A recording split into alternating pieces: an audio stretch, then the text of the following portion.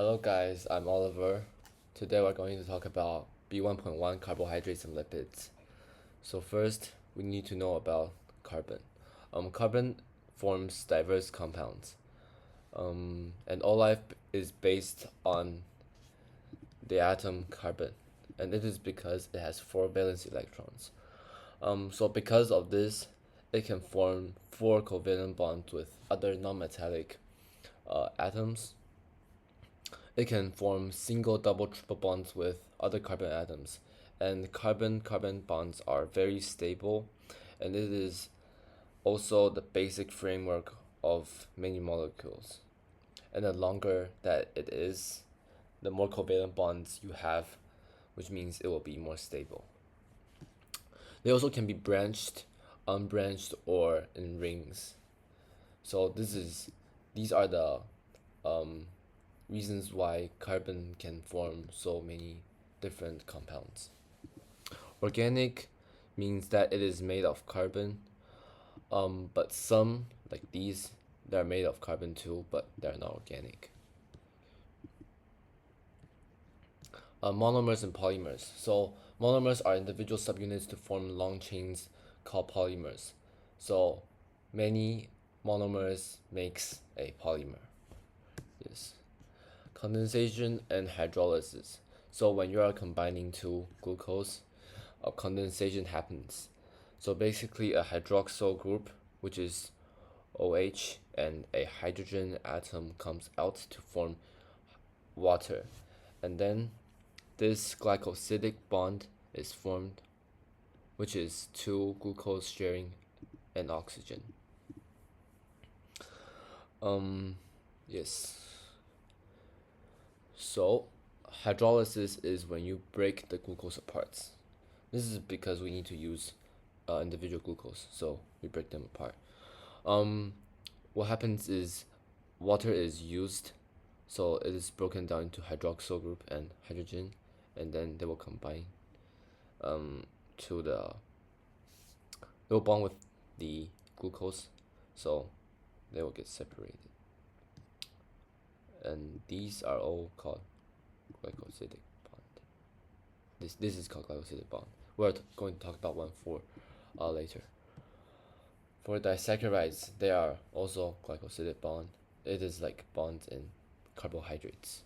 It is a convenient way to transport glucose. Yeah.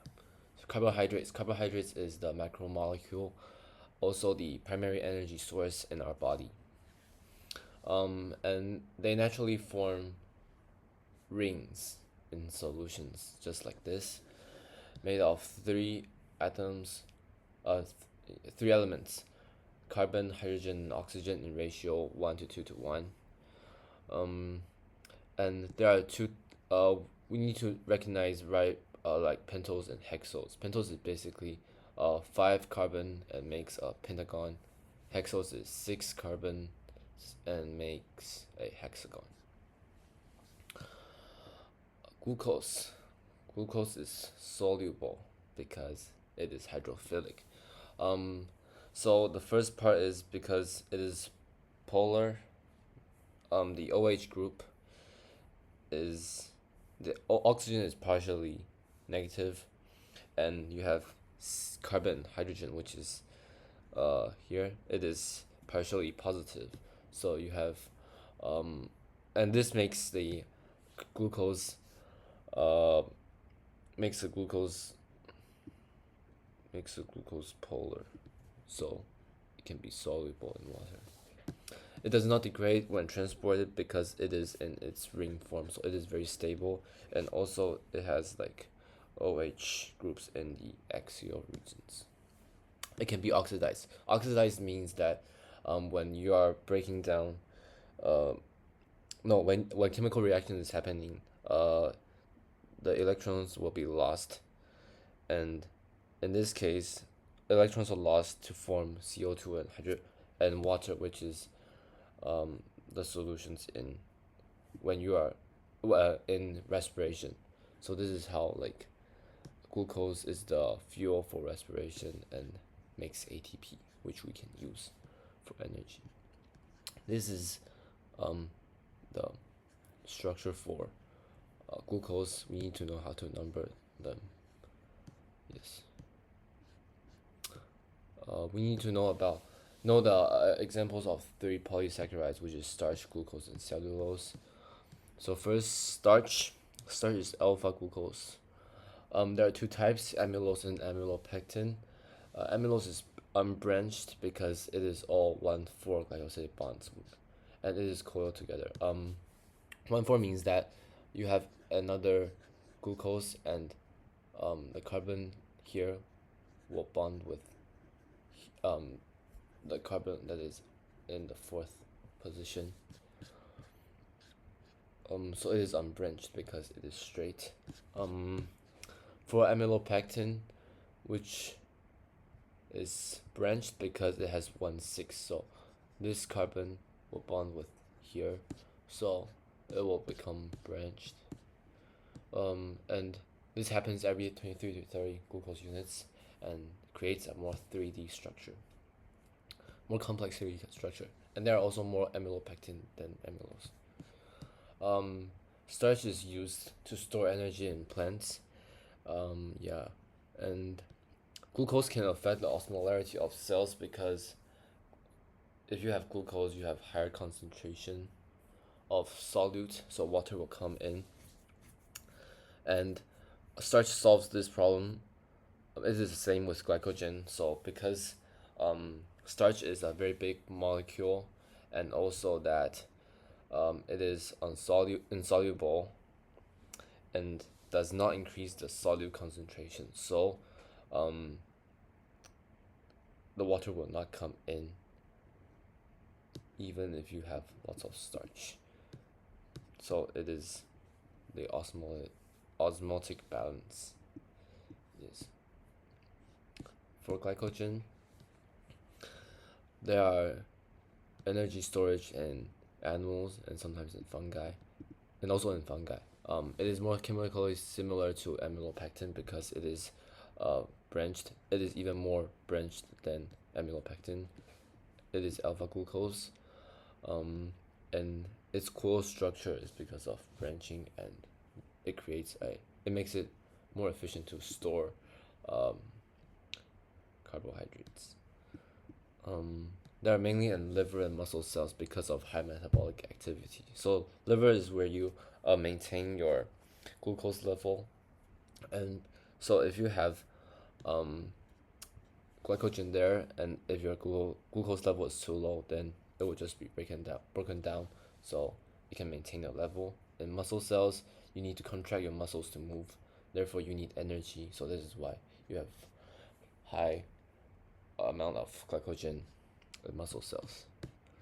Cellulose is branched due to beta glucose. So starch and glycogen is alpha glucose, where it looks like this, and for beta, the orientation is different.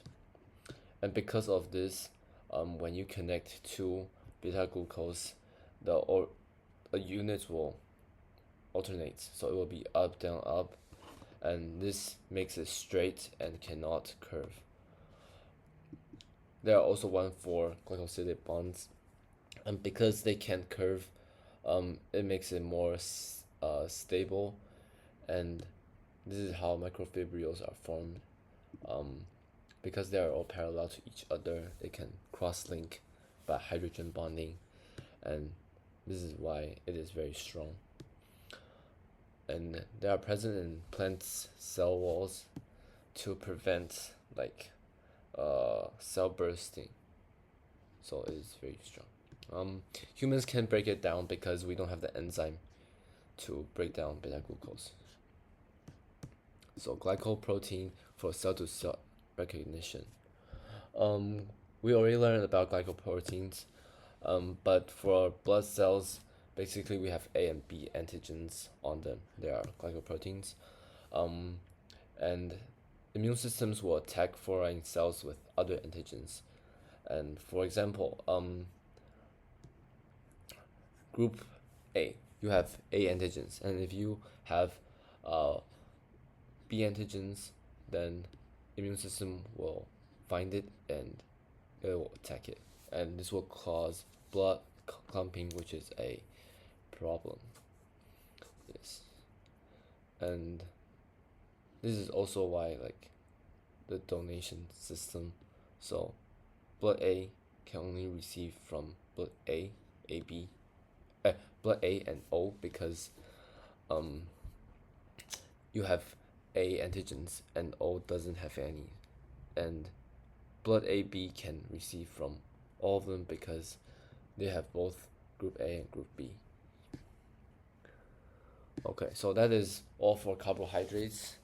And for lipids, lipids are hydrophobic, like they, because they repel from water, they don't like water, and also they are insoluble in water. The typical lipid is triglycerides. This is another name which means the same thing. So when they are made of glycerol and three fatty acids.